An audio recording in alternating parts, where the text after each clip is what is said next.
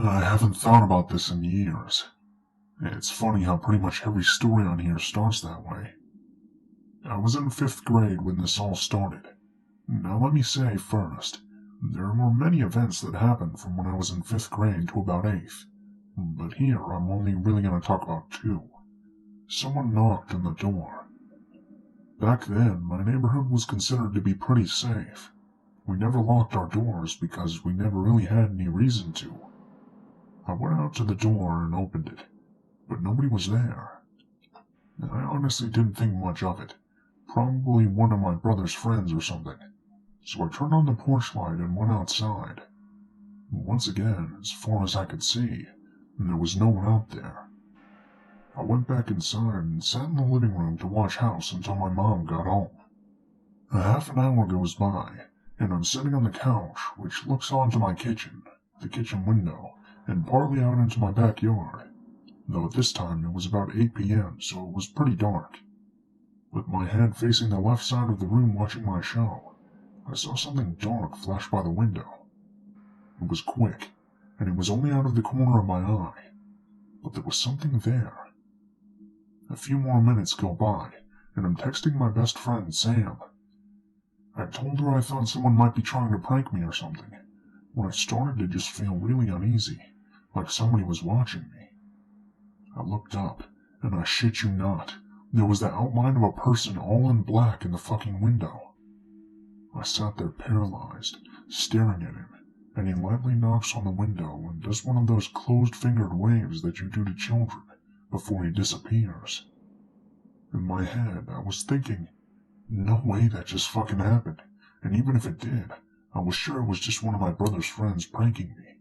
But either way, I wasn't going to stay in that living room to just let them mess with me some more. I booked it to my room and locked the door. My mom came home about 20 minutes later with my brother Harrison. I asked my mom if she saw anyone out there, and my brother if he intentionally had someone mess with me, but they both told me no. Harrison really wasn't that kind of person to do something like that, but I figured with it being so close to Halloween, anything was possible. I tried to put it out of my head, and that was that, at least for a little while. Some insight of what happened in between these 2 events. I'm fairly certain it wasn't any of my brother's friends. To this day, I honestly don't know who it was or what they really looked like. But after that day, I started noticing someone in the backyard. They would be standing there with black shoes, black pants, a black hoodie pulled up, black gloves, and I was never able to see his face, so I assumed a black mask as well. Each time this happened, I would run and tell my mom, but by the time she got there, they were always gone. I started to get phone calls from an unknown number around that time too. There would be just silence and occasional breathing, but nobody ever said anything. It only happened a few times, probably less than 20. They would happen at random times throughout the day and night, though mainly during the night. For a long time, I was the only one who ever physically saw any of this happening, because it pretty much always happened when I was home alone, or really late at night. Until one day, my mom, my neighbor and I were on the porch talking, when I asked him if he ever saw anybody lingering around in our backyard. My mom quickly called my name, because I guess she didn't want me to sound crazy to the neighbor, since I kept saying all this was happening and she never saw anything. I mean, she picked up the silent phone calls, but for some reason she never really believed me about the guy in the backyard. But to my surprise, he told me he did.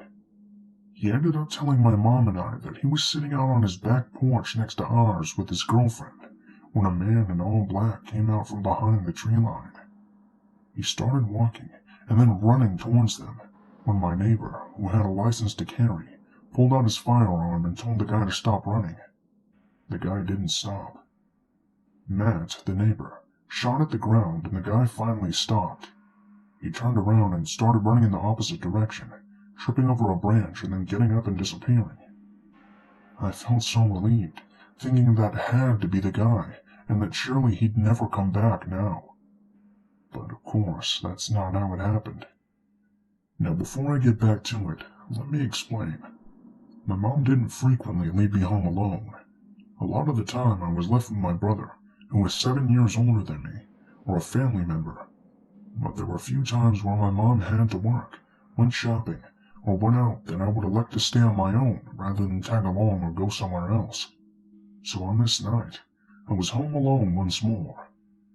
I was in the living room, and because things had mostly died down a bit with the man in the backyard, I felt comfortable enough to sit in my living room and watch some TV again. This time I can't remember what I was watching, but just like the first time, something black flashed by the window. At this point, I was thinking, this can't be happening again, and I didn't immediately want to call my mom and ruin her night if it turned out not to be a big deal. So I just stared intently at the window, waiting for him to pop up like he did the last time. During what felt like an eternity, and probably was only 5 minutes, I had muted my TV. And there was an eerie silence like in one of those action movies, where you think that it's too quiet. At that moment, I could probably have heard a pin drop, but instead I began to hear my back door rattle. My heart dropped and started racing, and I felt like it was going to leap out of my chest. They were trying to break down the door. From where I was, whoever was at the back door couldn't see me. As I heard my door being broken into, my fight-or-flight response must have kicked in, and I grabbed my phone, unlocked the front door, and hauled ass across the street. I started bawling my eyes out as I ran down random side streets and alleyways to get as far from my house as possible. I ended up sitting under a lamplight, pretty much on the other side of town. I called my mom and her boyfriend Kyle, but they could barely understand me as I was blabbering so much. When I was finally able to calm down, I explained to them what happened and where I was, and they immediately came and picked me up. In the car, I felt so much safer. Kyle was a big guy. He did construction and worked on houses. He had muscle, and he was a scary dude if you didn't know him.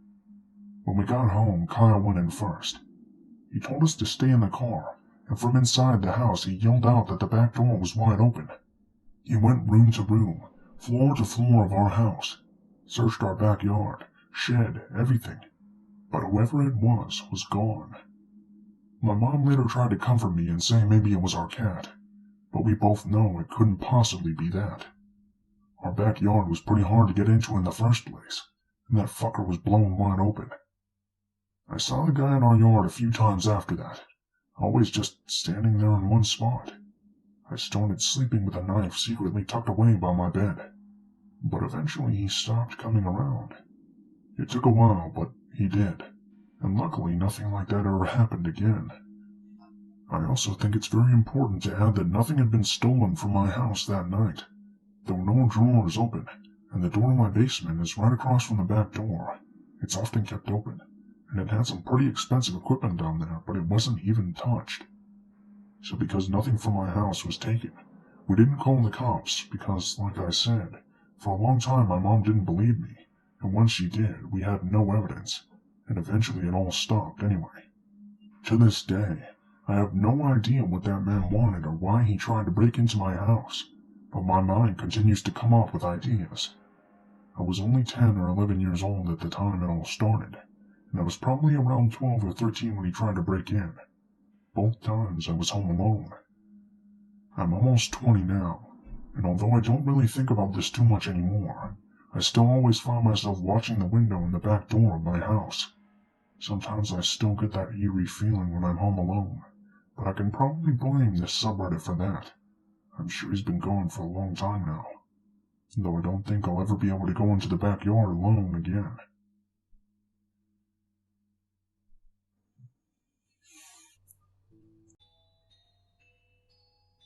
In 2013, I was 21 years old and studying abroad in South America with my college roommate. I had more than one unsettling encounter down there, but I'm an experienced traveler and generally have good instincts, so I can't say that I have any other thrilling stories aside from narrowly dodging a few muggings. Other than the general sense of unease that can come with being a solo female traveler, our 4-month stay was relatively unexciting. Relatively. At the end of our program, we decided to stay for some extra time and do some more casual backpacking. We ended up deciding to hike the Inca Trail, amazing for anyone considering it, For the unfamiliar, you start in one location, which varies depending on the trek you choose, and then you end in a small town near Machu Picchu called Aguas Calientes. Your return trip is covered by your hiking company, unless you choose to stay, in which case you get a refund. Well, we were in a new town, and our company left immediately after lunch. We wanted to spend the night and get the most out of being in that part of the country. Time came, and we said farewell to 11 of our 12 hiking companions, and were joined by one other of our new friends, who was planning on starting an additional hike in the morning. Our guides gave us our refund, and gave us very careful instructions on how to get back to Cusco, the city we had originally departed from. And when you're ready to leave, make your way to that train station right there. Don't go anywhere else. That's a very official and safe train. Once you get to the last stop, go to the official bus station, and it'll bring you back to Cusco. We understood, thanked them, and parted ways. That night, we went out drinking with the remaining member of our hiking party. He didn't drink because of his grueling hike the next day, but we had a blast and felt safer for having a male with us. Overall, we made sure to keep our wits about us, and it turns out to be a very fun night without incident. We make our way back to the hotel, wish him well on his travels, and go to bed, ready to explore town the next day before catching the train home. We go out and have our fun, then make our way to the train station. It's a very nice train, not unlike the ones I take in the US occasionally, maybe even nicer. It definitely felt safe. The train pulls into the final station, and we begin trying to locate the bus station. We ask a gentleman who clearly works at the stop, and he points us and tells us to walk about a half-mile that direction, and that we wouldn't be able to miss it. I want to pause here to emphasize all of these conversations and the ones that follow are entirely in Spanish. This is important because it's good for you to understand that I was speaking a language that I was extremely proficient in, but not too fluent. It's not too difficult for native speakers to talk too quickly and avoid being understood. We walk for what doesn't seem to be enough time, less than half a mile for sure, before coming across a bus station. I'm shocked to say the least, but I'm also reminding myself that I come from a much nicer part of the world, and I need to put aside my preconceived notions. It has a sign clearly labeling it as the bus station, and it says To Cusco right on the sign. To be clear, it's not a fake sign. It's similar to a sign marking a gas station from a freeway, a big thick pole, and the actual sign was probably 50 feet in the air. It couldn't have been a temporary trick. Otherwise, I would have been much more suspicious. Aside from that sign, though, well, it was something alright. The buses were all classic bad news white vans. You know the ones. Again, I checked myself. How many people could possibly travel to Cusco in a day here? It wouldn't make sense to have a giant 20-plus-seater bus doing the trek every day. There's a tiny wooden building, presumably an office, underneath the big sign. But we didn't need to go there as there are two gentlemen standing outside near the vans. We asked them if these are the buses home, though we can clearly read the sign, and the men confirm. We ask how much the tickets cost and when they plan on departing. They give us the price and say that it's 5 to 10 minutes, then direct us to a van to sit and wait in. We both sit down, and I'll admit I was pretty uneasy. Again, I'm an experienced traveler, and I do know not to expect modern luxuries in the less developed parts of the world, and there's nothing outwardly sinister about this bus stop, but it just wasn't what I was expecting, even for the area. My roommate doesn't seem to be sharing any of my trepidation, however.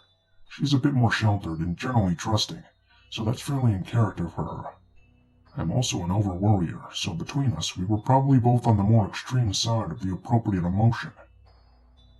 We wait for 10 minutes in this van, which we've left the door open due to the heat. We're just talking and swatting flies which are buzzing in and out of the open door. I'm unsurprised that we're not on schedule, as I know they're trying to avoid wasting a tank of gas on 2 passengers and are trying to wait for more people. But we have an hour's drive ahead of us, and I want to get going, so I decide to ask. They tell us it's about 5 more minutes. More time passes, and I can't shake the feeling that we aren't at the right bus station. Though nobody made mention of there being more than one in a tiny town, so I keep telling myself I'm being irrational. I decide to go see if anybody is in the office and just get some more information about the place. I open the door and walk in without much hesitation, given its positioning under the giant sign. Well, I walk into what's clearly a residence, not an office, and about 15 sweaty Peruvians cooking beans and looking shocked to see me. I stammer out, is this the bus station? They look confused and then say, oh, the bus? Yeah, the bus. Go outside. Talk to the men. I back out and apologize for intruding. I go back to the van to report the experience to my roommate, right as another girl walks up and says, bus to Cusco? She's clearly a native Spanish speaker, and not a foreign tourist. The men immediately say yes, and place her in a different van, which makes no sense if they're trying to fill one van to take us to the same place. And this skeeves me out more than anything else that's happened yet. I pop my head in the van and tell my roommate to keep hanging tight. I walk over to the girl in the other van, where she's also waiting alone, and ask her if she's going where we're going. She confirms this to be the case, and I explain we're going there as well, and I'm not sure why we would be in separate vans. She looks generally unconcerned, so I go back to our van and sit down. My roommate hasn't left, and we've been waiting there for probably near 30 to 40 minutes at this point. I'm starting to express my concerns to her, but she's being somewhat dismissive, which I can't blame her for, as I'm generally an anxious person. We get pretty quiet, and resign ourselves to waiting, still swatting flies and dabbing our brows on our shirts. I'm now sitting quietly with my mind going wild with possibilities, and extremely suspicious something is wrong, but also conceding there's nothing too concrete justifying my concern. At this point, I'm picturing some sort of ploy to abduct foreigners or something. It's not a good feeling. The flies are driving me absolutely mad at this point, and now I've decided they're probably hovering around the car because someone was murdered in there and the blood wasn't cleaned well enough or something. At this point, I'm just torturing myself in my mind. The train of thought continues, and I look up to see hundreds of flies are swarmed and crawling on the roof of the van. I realized we hadn't noticed because only a few would be flying around at a time, and the van was rather spacious. My roommate and I were closer to the front, while the mass grouping of them was closer to the back. I'm frozen in fear at this point, unsure if this is confirming my theory that somebody was murdered in the car or if I'm letting my imagination run wild. I'm basically hyperventilating. I wish I could emphasize just how many flies were in there. I gesture upward to my roommate, who looks up and then appears shocked. At this point, I can assume I'm shaking my head and muttering. Right as this happens, the other van with the native girl begins to pull away. I make a snap-second decision. I'll launch myself out of our van and start sprinting, and slam my hand on her van to bring it to a stop. She opens the door in shock, and I grab the door to hold it open, and say more forcefully than I thought I had in me, "We're coming with you now." I look back at my roommate who's just staring, and I yell, "Grab our bags and run now!" She knew better than to mess with me when I was in crisis mode, and comes sprinting out of the other van with both backpacks in hand. The two men come sprinting after her, saying, "Don't go, we're leaving now, we leave now." I shove my friend into the car and scream, "Sorry, but we're riding with our friend here," and slam the door closed. The native girl, looking unsettled, just tells the driver we're friends and to drive. At this point, I don't know that this driver isn't in on whatever I was afraid of, but if he was, they didn't plan on messing with a local. Either way, I just saw her as our best bet out. We pull out onto the road and drive for a few minutes, when I see, you guessed it, the real bus station. A very official, legitimate-looking bus station, with actual buses, which was probably about half a mile from the train. I have no doubt this is where we were supposed to go, and I feel the blood drain away from my face. I thought about jumping out of the van and running, but in a split second I questioned if it wasn't for official tour groups or anything else I might not be considering. As we drive, I'm looking for street signs, landmarks, anything to indicate we're actually headed to Cusco. All I see is wide open desert plains and nothing else. I sat the rest of the drive frozen in fear, collecting a pile of makeshift weapons from what I could find in the back of the van. This included a sharp piece of car from some previous collision and a small fire extinguisher. I told myself if anybody tried to hurt us, I would kill them first and then figure out how to avoid a Peruvian prison second. I spent the entire car ride telling myself that I had it in me to kill someone if they tried to harm me. I gripped my weapons until my knuckles turned white, when suddenly the van comes to a complete stop, very much in the middle of nowhere. The driver accepts a phone call, which I can't understand. He gets off the phone and slowly told us that he just remembered he can't take us all the way there. The native girl looks concerned, which makes me even more paranoid, and he proceeds to point to a large but desolate building and tells us to go in there and find a ride the rest of the way. Looking back, I'm not sure how I avoided throwing up from anxiety and fear. The three of us journey in there, my weapons abandoned as I couldn't sneak them out of the van, and people just keep pointing us farther and farther back, until we come to a back opening that leads us inside. I wanted to run, to somehow undo this entire journey, but we really had no choice other than to stick with the native girl. We had no alternative methods of transportation. There's no civilization in sight, and honestly, I'm not even sure what part of the country we're in. All I know is that we're 60 to 90 minutes away from wherever the train stopped, hopefully in the direction of where we're supposed to go. We get to another van, this time with the opposite problem. They're insisting we fit 10+ people into a 7-seater van. They try and take my backpack, saying it needs to go on the roof. That backpack had my passport and every resource I would most certainly want in an emergency. I'm thinking that they can take it over my dead body, which may very well be happening, right as I see my roommate happily passing hers to the lady. I grab her arm angrily, and ready to ask what on earth is wrong with her survival instincts, but my face must have said it all because she backs up and uncertainly tells the lady never mind, that she'll be keeping her bag with her. The lady looks aggravated, and says they won't fit in the car with all the people. I tell her we're happy to hold them as I climb in, and demonstrate in a way that will require her to force either me or the bag out. She relents, and my roommate crawls in. We sit in the back with our backpacks towering on our laps in front of us, my roommate looking somewhat inconvenienced. Honestly, I thought maybe I was overreacting, but it was better than underreacting. We drive a long while, and finally enter the city borders of Cusco. On one hand, I'm relieved because now I know exactly where we are. On the other hand, the surrounding areas outside of the main square are extremely dangerous shantytowns, and we're the only foreigners with giant backpacks on the bus. No sooner am I thinking, well, at least we're close, when the bus driver turns and says he doesn't want to drive further, and we can figure out our own way from there. Even the native girl immediately goes on red alert, and offers to pay more if he'll take us to the city square. He declines, kicks us out of the bus, and drives away. We're looking at the people staring openly at us, and she asks in a scared voice if we'll split a cab with her. We immediately agree. Problem is, in this part of the world, a cab is often the first car to drive up and assure you they'll take you where you're going. Not very official. And this is exactly what happens. A Corolla from, I'm sure, 1993 pulls up and tells us to hop in. Our friend looks wary, but decides it's better than winging it out in the open.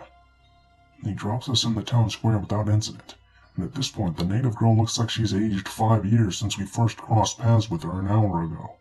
I'm sure I looked even worse. She meekly says, "Well, I'm glad we got here safely. I can barely talk because I'm so exhausted, and we part ways." I had a few incidents on this trip that made me a believer that no matter where you are, one traumatic experience makes whatever the last place you slept like feel like home. Let me tell you, the hostel bed felt really good.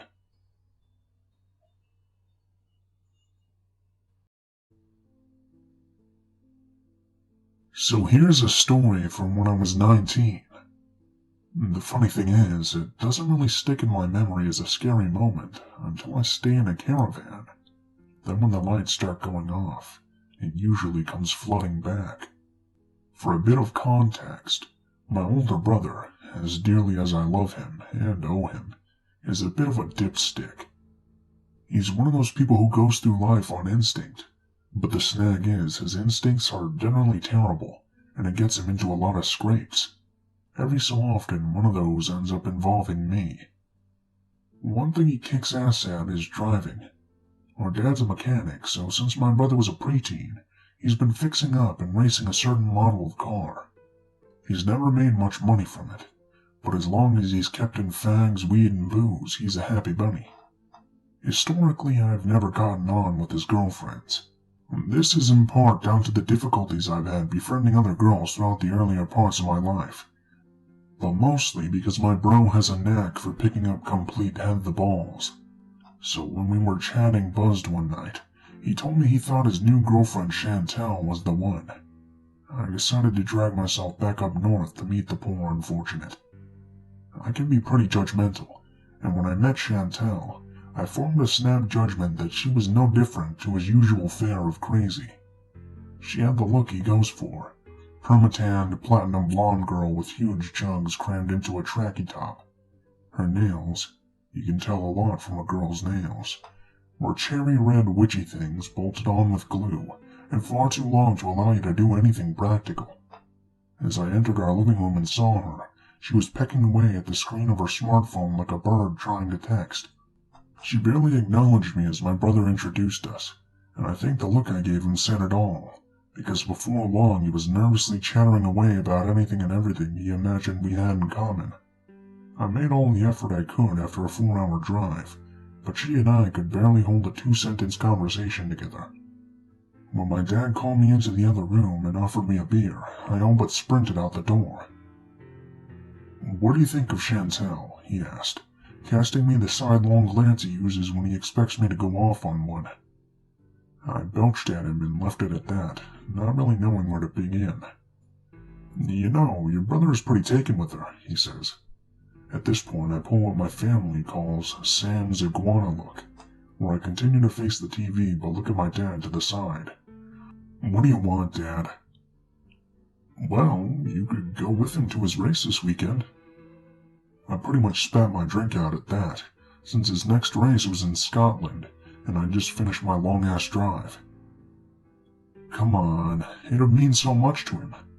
Nan didn't take to her, and you know what he thinks about your ma's opinion. Admittedly, this should have been a red flag. My Nan is like a bullshit-seeking missile. She's old enough that she doesn't give a fuck. Just picture Olenna Tyrell from Game of Thrones, but Irish and constantly carrying a pack of 20 Regal in her bra. But I'm sentimental sometimes, and my big bro is such a massive fanny that my opinion is probably quite important to him.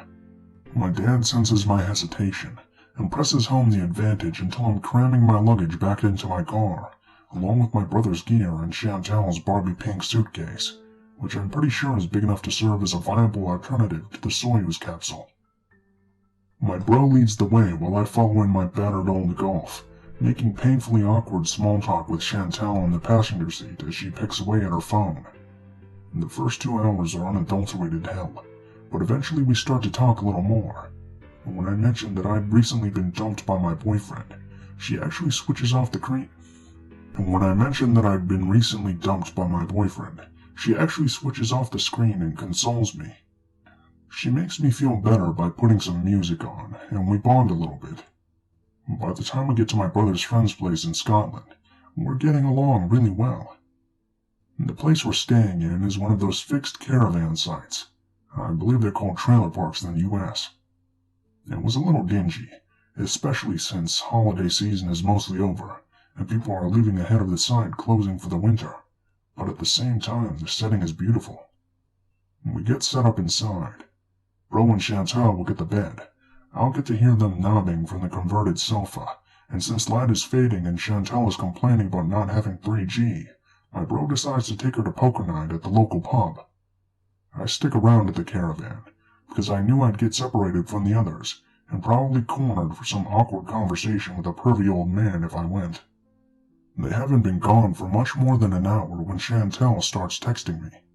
I don't know if it's FOMO or just generally being bored with her surroundings, but I figured that at any one point in time she's probably texting 4 or 5 people. I don't mind. There's fuck all on TV, and with just my music playing in the darkness, my thoughts keep drifting back to my boyfriend, so I'm feeling sorry for myself. Her texting style irritates me a little. She keeps using text speak, but sending really long messages, and cause the signal's patchy, they keep coming through either incomplete or in the wrong order, leaving me to piece together what she's talking about like I'm a Memento or something.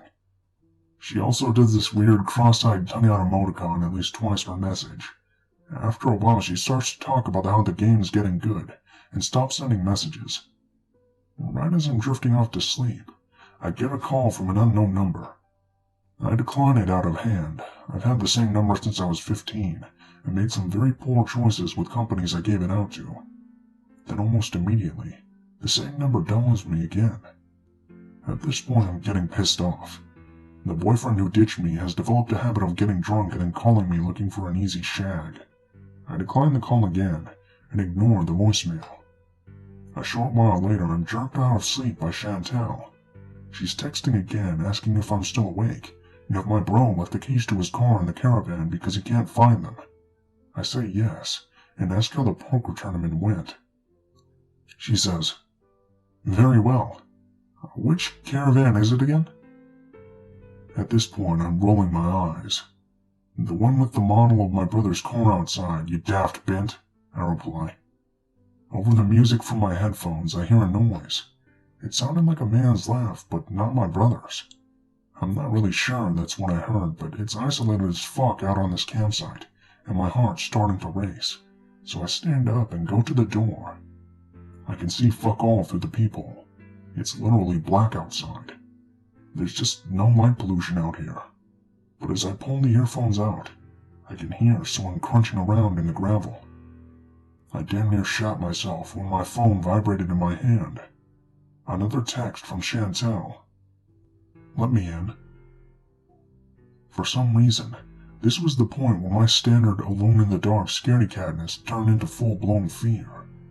I think it was because the footsteps I could hear were way too heavy and were trying to be too quiet. My brother's quite light-footed, but a loud drunk, and I just know I'd have heard him and Chantal coming from a mile off, while my bro would have impersonated a werewolf or something and would have utterly failed to put the shits up me. He's also like a fucking homing pigeon, and there's no way he'd have needed telling which caravan it was. I looked down at Chantal's few texts, and saw a difference in style. Shorter, capitalized, not so informal.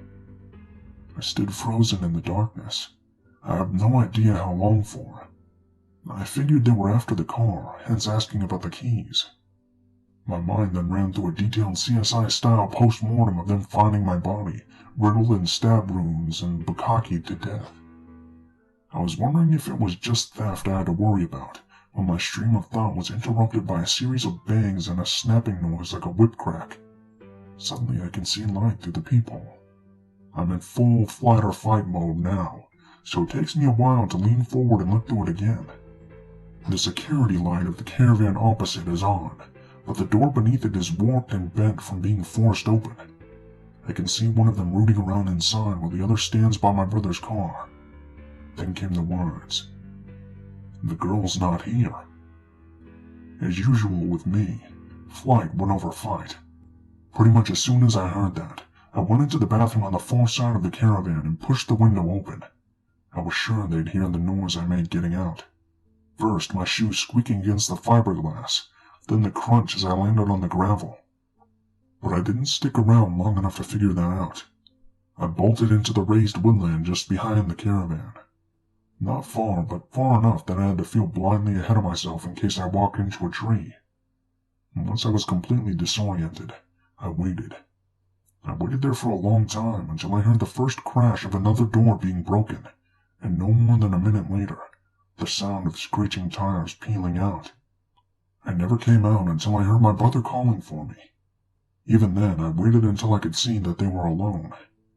I damn near throttled him when Chantal told me he'd been bragging all night about how he was going to use his poker winnings to buy new brakes for the car he raced.